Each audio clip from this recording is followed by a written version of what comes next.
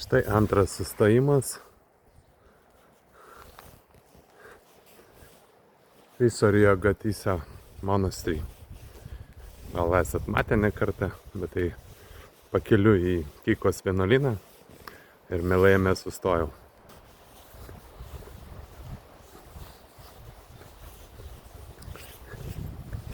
Pradėkime nuo šito nuostabaus medžio, nuo šio nuostabaus vaizdo. Čia įėjimas. Pirmiausia pasižiūrėkime į kalnus, kas čia per grožis.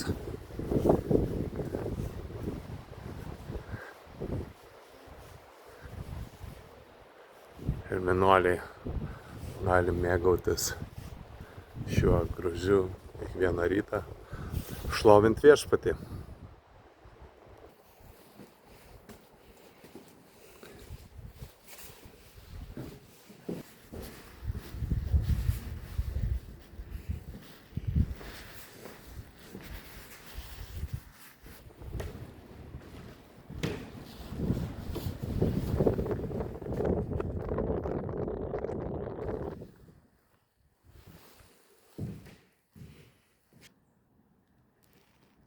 Nuosavas vyno rūsys.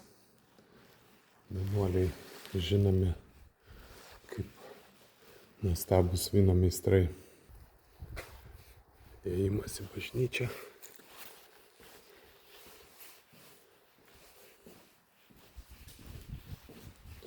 Vyno talpos.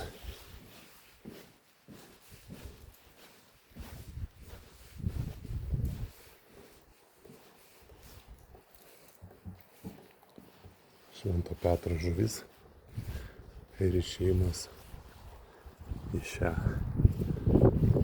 nuostabią apžvalgos aikštelę ir gali tik pasakyti šlovė viešpačiui.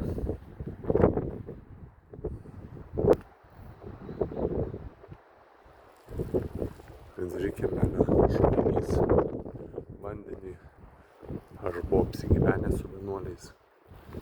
Tai trečiadieniais vyksta vandens pašventinimo ir dėkingumo procesai. Ir būtinai norėjau parodyti šią lentelę, kad Kiprus yra ypatingai svarbus paukščių gyvenimui. Tai yra gyvena daugiau kaip 200 paukščių rūšių ir netgi 150 milijonų per metus praskrenda Kiprą migracijos metu.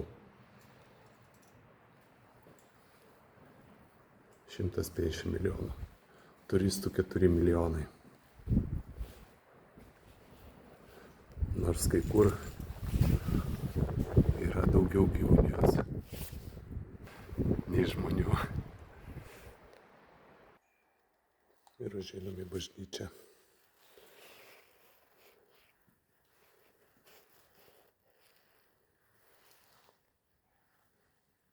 Šiandien čia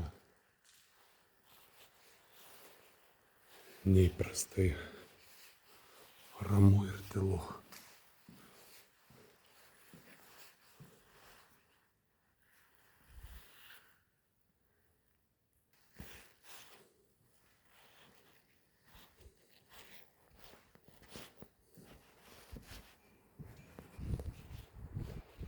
Čia suvenyrų kioskas.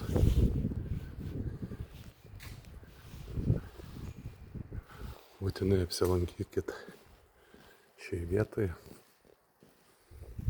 Nebijoju, kad ją pamilsit kaip ir aš. O aš tęsiu savo kelionę į galutinį šiandienos kelionės tašką Kikos vienuolyną. Iki jo 40 kilometrų. Nuostabi kelionė iš Pafoso.